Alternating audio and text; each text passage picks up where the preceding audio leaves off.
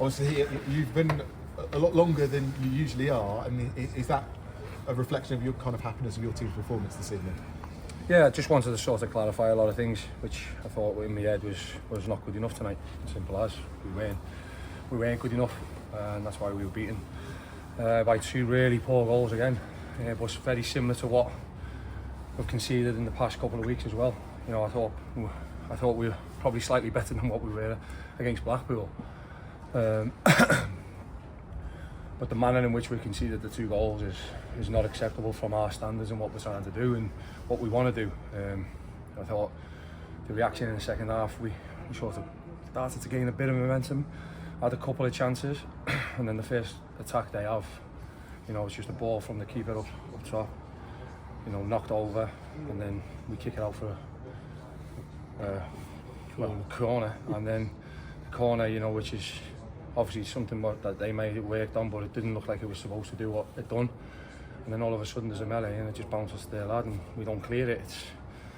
It's quite, you know, quite poor on our behalf. But look, it is what it is, and we knew that it was going to be tough. But all the same messages from me are down there with them, and that's what I said. We can all be disappointed, we can be angry, we can be, you know, a bit, you know, not happy about some things what's gone on. But one thing I want them to make sure that we, you know, they bounce back and they keep believing in what we're doing. And it is what it is tonight. I can sense the frustration in you. It's the sloppiness that causes the most frustration, I suppose, isn't it? Because Lieberg obviously had to make a couple of big saves in the first half, and the man of the 2 goals, like you say. But it didn't feel like Rotherham had to do too much to earn those chances. Yeah, and that's where the disappointment comes from.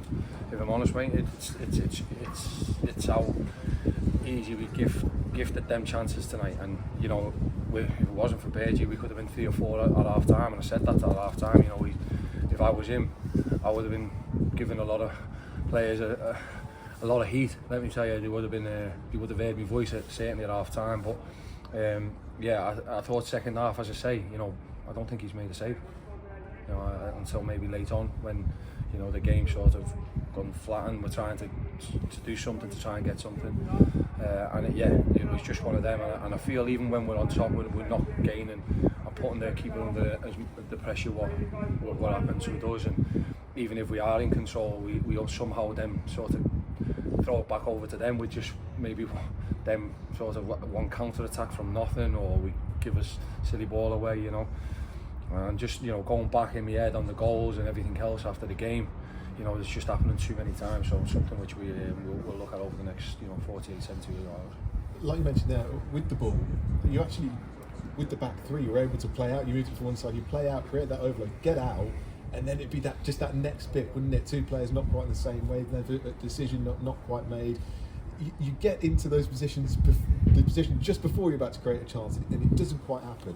Yeah, and that just comes down to the decision making. That's, you know, I can't help them with that. That's something what they've got to do on the pitch, and we can only show them that, you know, the pitches and work on the training ground.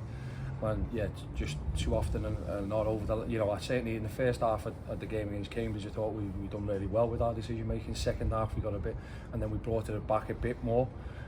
Blackpool was really poor last week, and then tonight I thought, you know, we were below our standards, and that's you know, that's not good enough for us.